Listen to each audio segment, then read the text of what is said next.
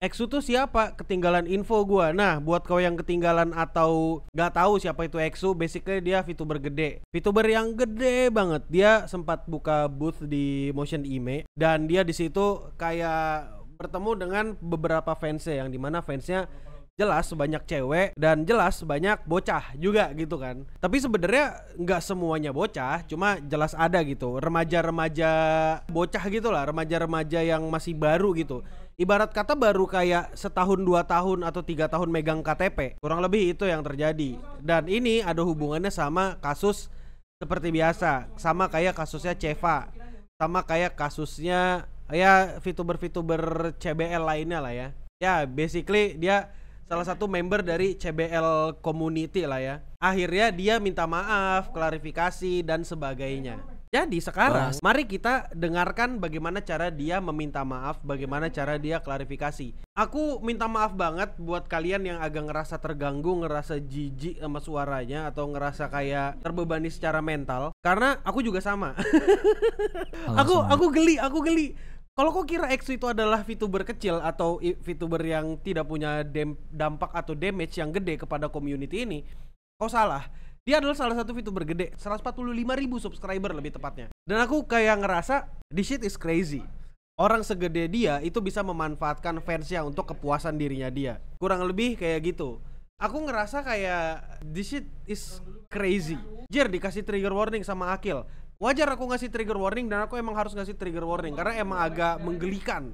Apalagi setelah aku ngasih tahu ke kau bagaimana cara PR-nya dia bekerja atau public relation-nya bekerja. Kita bedah tipis-tipis biar kau tahu dan biar kau ngeh sama apa yang terjadi di per-PR-annya. Secara PR sendiri sebenarnya dia menurutku cukup bagus dalam menghandle-nya. Meskipun dia penjahat ya. Maksudku penjahat pun bisa dapat lawyer yang bagus lah, bisa dapat kuasa hukum yang bagus atau pengacara yang bagus. Jadi bukan sesuatu yang buruk gitu. Dan emang kerjaannya pengacara tuh seperti itu. Atau pekerjaan orang PR seperti itu, biar damage-nya tidak bertambah parah gitu. Secara PR aku ngerasa dia cukup bagus karena di sosial media ketika dia di-spill, dia nggak ngetik apa-apa, dia nggak ngasih tahu apa-apa. Basically dia cuma diam. Apakah itu hal yang baik? Oh, itu hal yang baik. Karena kalau kau misalnya banyak bacot atau tiba-tiba kau masih aktif di community atau di grup WhatsApp atau grup Telegram atau grup apapun itu, kemungkinan besar kau bakal bikin blunder. Kayak misalnya contohnya Ceva kemarin. Iya, gua udah minta maaf dan berusaha untuk berbenah diri, tapi dia ngasih foto dia lagi main biliar. Oh, jelas itu akan digoreng. Maksudku banget. Ada orang, ya aku akan minta maaf dan berkaca, tapi dia ngasih foto main biliar. Itu stupid nggak? Itu goblok banget sih kalau menurutku. Jadi ayo kita dengarkan apa katanya EXO untuk sekarang. Halo semuanya, perkenalkan saya EXO Wolfenshire. Dengan video ini saya kebodohan pertama dari video ini adalah timestamp. Timestamp yang di bawah ini, timestamp ini seharusnya bukan di bawah sini. Karena ini cuma video hitam biasa, timestamp itu harusnya ditaruh di tengah dan digedein. Supaya apa? Supaya tidak bisa di-cut. Jadi di-cut dan dibawa out of context. Karena gitu. Bukan cuma kau yang jijik, aku juga sama. Nah, di sini tuh dia ngomongin dia minta maaf sedalam-dalamnya dan dia menyesal dengan apa yang dia lakukan, terutama terhadap korban. Kurang lebih kayak gitu ya. Kalian pegang kata-kata ini, kalian tanamkan kata-kata ini dalam kepala kalian dan kalian ingat, dia minta maaf, oke? Dia minta maaf. Dan saya menghimbau untuk seluruhnya agar tidak menormalisasi atas perbuatan saya. Terhitung dari klarifikasi saya pada platform X 19 Desember 2024 lalu. Di sini juga dia bilang, dia udah minta maaf dan dia mengupayakan untuk supaya permintaan maafnya itu berpihak kepada korban. Jadi basically di sini dia pengen ngasih tahu kalau dia menyesal, minta maaf dan berpihak kepada korban. Kau tanamkan lagi itu dalam kepalamu. Nah, korbannya banyak, menurutku cukup banyak. Di sini nih kalau secara PR, skripnya yang dia minta maaf bagus gak? Bagus. Karena dia direct ke korban, karena dia bilang dia menyesal, dan dia bilang dia memihak kepada korban. Kurang lebih itu. Basically tapi yang disampaikan itu, cuma kata-katanya diperindah lagi.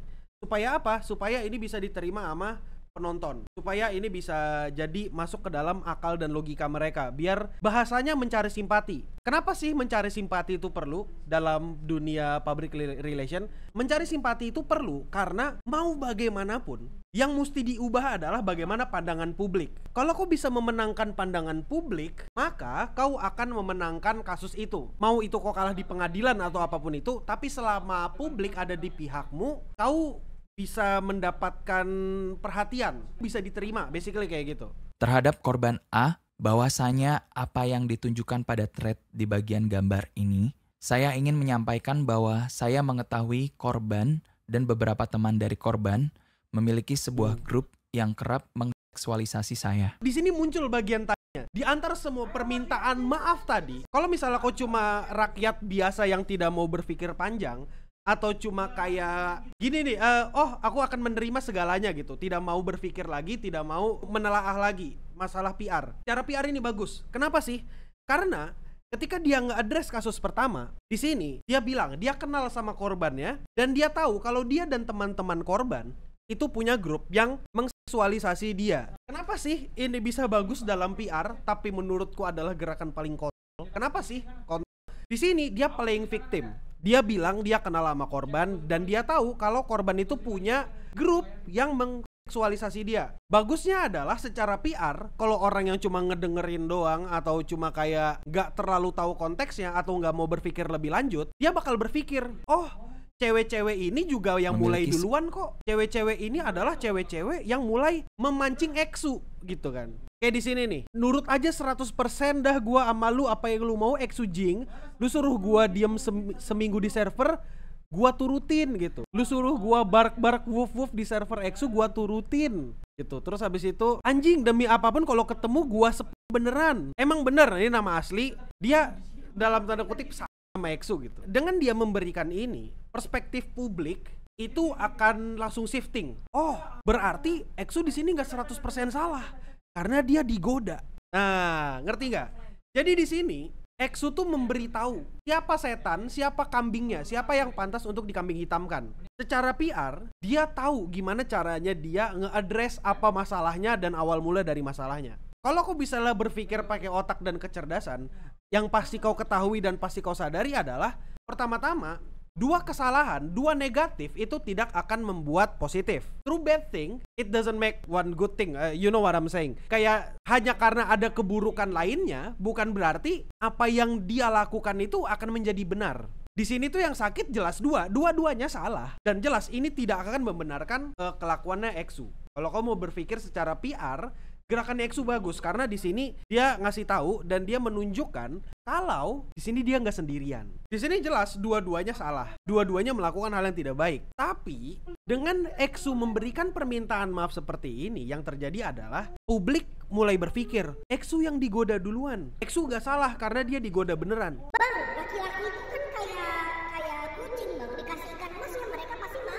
Ya enggak juga, masalahnya kau bukan kucing, kau manusia gitu. Jadi agak tolol kalau misalnya mau disamakan sama kucing gitu. Kau sebagai manusia harus punya sense atau punya otak yang cukup cerdas untuk berpikir kalau kau punya hal yang bisa kau kendalikan. Apa yang ada di dalam dirimu itu bisa dikendalikan. Itu kenapa kau terakhir sebagai manusia, bukan terakhir sebagai kucing. Sekali lagi aku bakal ngomong ini gak bosan-bosan. Di sini dia pintar banget buat ngelempar. Masalahnya dilempar sama dia, bolanya udah nggak di tangan gua, bolanya sekarang di tangan korban, yang dimana korban di sini ingin diperlihatkan sebagai pelaku juga. Jadi kurang lebih itu yang terjadi ya. Ya basically ini ilmu ngeles. Jadi PR tuh sebenarnya ilmu ngeles. Di sini dia ngasih chat juga, ngasih chat. Siang-siang horny obat gitu. Anjing gue kok gitu. Biasanya satu cewek sekian cowok, ini kebalik ya gitu.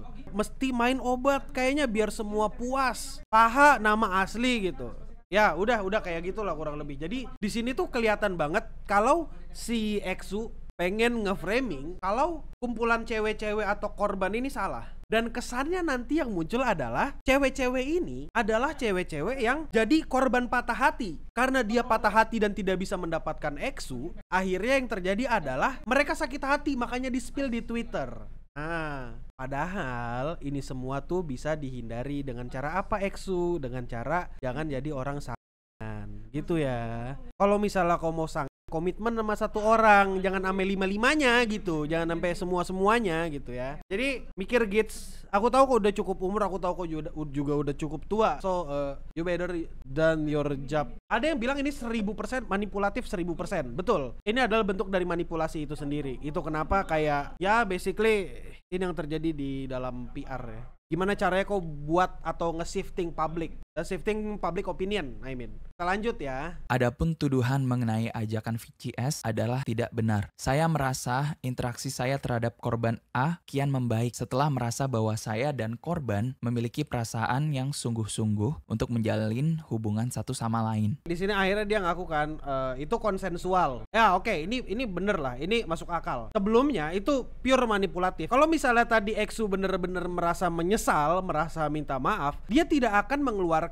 opini yang sebelumnya, bukan opini, screenshot yang sebelumnya. Karena apa? Karena itu akan merubah pandangan publik. Dia instead harusnya mengeluarkan ini. Dia menjalani hubungan dengan sungguh-sungguh. Di sini jatuhnya kayak ya udah Exu selingkuh gitu. Ya udah kurang lebih kayak gitu. Saya dan korban kerap melakukan sleep call, namun tidak pernah ada ajakan yang berasal dari saya maupun korban untuk melakukan VCS. Korban pernah kembali menonton saya ketika saya menjadi ex-Wolfenshire di awal saya Oh, ini sebenarnya kalau kita mau bongkar kasus sebelum Exu Wolfenshire, we got a long way to go, man. Kita kayak kita panjang banget tuh, kita bisa seharian buat ngomongin itu. Bahkan aku yakin kayaknya bisa 30 menit sendiri. Cuma aku nggak akan, karena ya masalah perusahaan, jadi nggak usah. Dia ngasih tahu nih, dia playing lagi nih, dia memainkan kartu manipulasinya lagi. Di sini dia ngasih tahu, oh meskipun dia pacaran sama cowoknya, dia tetap nontonin gua dan berhubungan baik loh dengan gua, sampai gambarin fan art dan sebagainya gitu. Mulai. Dan juga korban pernah membuat fan art saya sebanyak 2 kali. Dan saya menyesali dan ingin meminta maaf atas kelalaian saya untuk menyadari bahwa hubungan saya dengan korban A tidak terselesaikan dengan baik. Nah, di sini kurang lebih dia itu bilang kalau dia itu pengen minta maaf dan menyesali perbuatannya, dan dia minta maaf karena permasalahannya sama si korban A itu tidak selesai. Di sini tuh secara PR sebenarnya bagus. Karena apa? Dia bisa shifting perasaan korban, bisa shifting opini publik, yang dimana aku yakin beberapa publik itu berpikir kalau Exu ini nggak sepenuhnya salah, dia juga digoda gitu. Tapi sekali lagi, di sini dia sebenarnya punya pilihan untuk mengendalikan dirinya dan tidak berhubungan lagi dengan cewek ini, atau memilih untuk menggunakan influence ya untuk mendekati cewek-cewek gitu. Karena itu jatuhnya kayak bener-bener manipulasi aja. Hanya karena dia suka sama kau ngerasa kayak ada di atas dunia. Dan itu kenapa kau ngerasa oh iya dia bisa dekat sama aku bisa deketin dia, dan ya kita bisa berhubungan, dan kau nggak serius dalam hubungan itu gitu. Ya basically di sini dia juga kelihatan memanfaatkan popularitasnya. Kalau kau ngerti PR, kau ngerti banget ini adalah cara yang bagus. Well, not technically bagus, tapi kalau kau punya otak, kau bakal sadar kalau ada banyak masalah dalam permintaan maaf ini. Secara strategi oke, tapi salah banget kalau mau diomongin secara kemanusiaan, karena jatuhnya dia playing victim. Dengan adanya klarifikasi terhadap meminta maaf telah menginisiasikan obrolan seksual, saya sebut juga berada pada grup dari korban A terhadap korban B yang juga berada pada grup dari korban A. Saya juga menyesali atas obrolan saya yang tidak senonoh. Saya juga sempat terpikirkan untuk screenshot ini ditampilkan lagi. Di dalam permintaan maaf ini, dia sambil meminta maaf, sambil apa gitu, tapi di ini dimunculkan lagi nih. Korban A ini seks anjing gua kok gitu. Ya, basically endingnya jilatin jari gitu. Allahu Akbar. Ini tuh kayak apa ya bahasanya, manipulasi aja sih. Manipulasi terhadap publik. It's not a good thing. It's just a bad thing. Di sini kita lanjut lagi nih. Kalau dari chatnya ini ya kelihatan aja flirty gitu, kelihatan flirty. Iya, see you love gitu. Terus dia berharap si cewek-cewek ini tidak akan jatuh hati kepada idolanya. Ini tuh jatuhnya bener lagi sekali lagi manipulasi. This shit is crazy, man. Aku malas banget buat ngedengerin seluruh klarifikasinya. Aku udah dengerin. Cuma kalau kau mau ngedengerin fullnya di sini agak stupid ya sebenarnya. Aku ngerasa kayak semua pola tadi tuh diulang-ulang, semuanya diulang-ulang. Basically di sini dia minta maaf, tapi di satu sisi dia juga ngelihatkan screenshot juga gitu loh. Basically kayak gitu. Aku jujur nggak mau ngeliatin lagi. Aku juga udah muak. Aku udah lihat. Kau nggak perlu ngeliat lagi. Kau bisa ambil recap dari sini. Basically secara strategi aku bakal bilang ini operasi tunjuk setan ya. Nah PR kayak gini tuh dilakuin ke siapa? Nah PR kayak gini itu dilakuin juga ke salah satu talent Niji Sanji English. Apa yang telah saya perbuat merupakan kesalahan saya dalam tidak Namun menjaga batas. tetap perbuatan saya itu salah karena saya tidak bisa menjaga batas gitu. Iya, kau betul kelewatan batas. Udah cukup minta maaf aja, nggak usah ngasih bukti screenshot yang aneh-aneh gitu. Jatuhnya di sini kau tuh cuma pengen ngeliat kan kalau aku bukan korban satu-satunya, aku juga korban loh gitu. Kalau misalnya kau tahu grup yang melecehkan kau itu beneran ada, yang kau lakukan itu seharusnya adalah ngadu ke publik. Woi, ini nih gue diginiin nih sama penonton gue, please kalau penonton gue jangan giniin gue gitu. Kayak siapa sih yang orang Snowdrop tuh? Nih. Basically yang dilakukan Ansel itu, Ansel di sini nge-call out. Ada nih staff dari agensi ini nih melakukan pelecehan kepada gua gitu, kurang lebih kayak gitu. Dia call out di publik, call out di Twitter. Nah, itu yang seharusnya kau lakukan, Exu, bukan malah menjadi kau ikut play along dengan mereka dan di sini bikin mereka kelihatan jadi kayak korban. Di sini kan mereka fansmu gitu. Jelas bagaimanapun caranya mereka akan jatuh hati dan tertarik sama kau. Apakah itu bentuk manipulasi? Ya itu jelas. Di sini malah kau ikut play along dan ikut-ikutan dan ikut malah pengen menjadi player gitu loh. Which is stupid. Kau kalau misalnya dapat kasus kayak gini, ya udah gitu. Kau jangan jadi kayak kucing yang dikasih ikan asin gitu. Kita manusia, bro. Don't play along with them.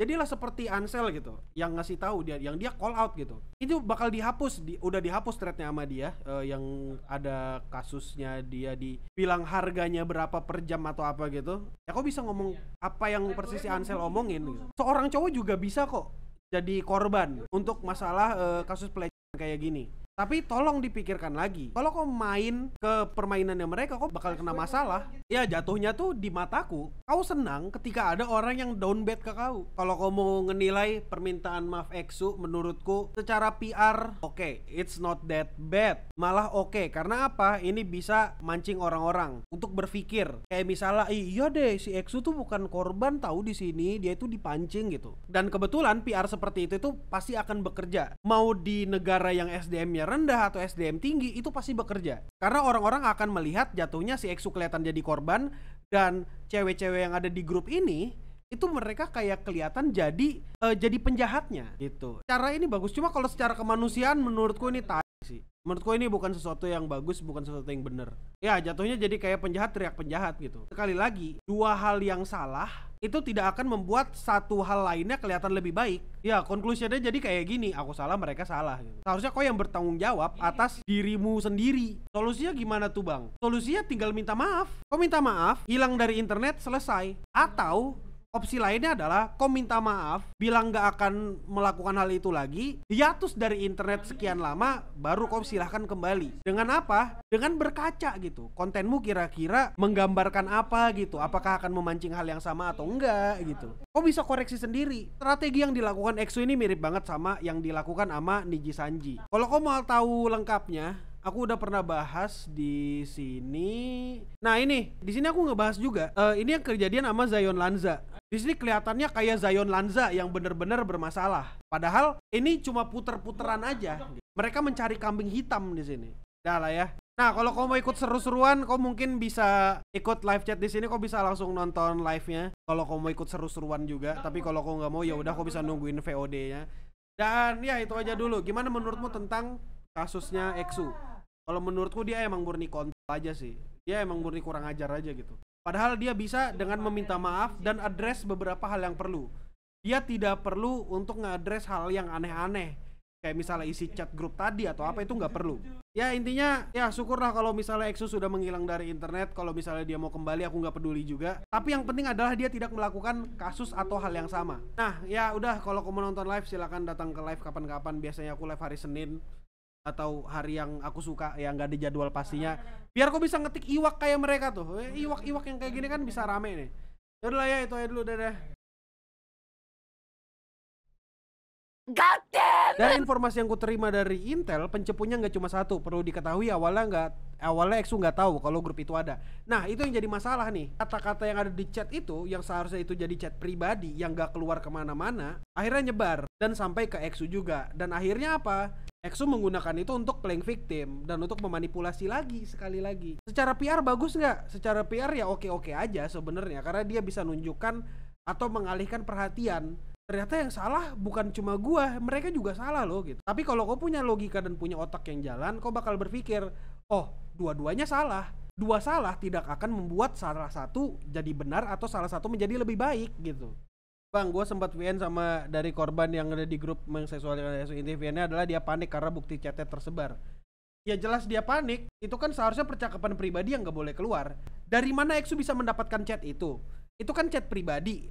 Secara hukum, kalau aku mendapatkan chat itu secara ilegal, itu bukti yang tidak sah. Artinya ada satu cepu di sana. Dan artinya apa? Di antara 5 orang itu ada satu cepu. Aduh, silahkan tuh kalian cari tahu. Menurutku, kalau selama itu percakapannya cuma di circle-circle kalian dan gak menimbulkan korban, itu gak masalah. Tapi masalahnya sampai tersebar. Kalau tersebar itu jadi masalah. Kau bebas berbuat jahat atau berbuat apapun, tapi ya jangan ketahuan sendiri aja gitu. Buktinya di negara kita kan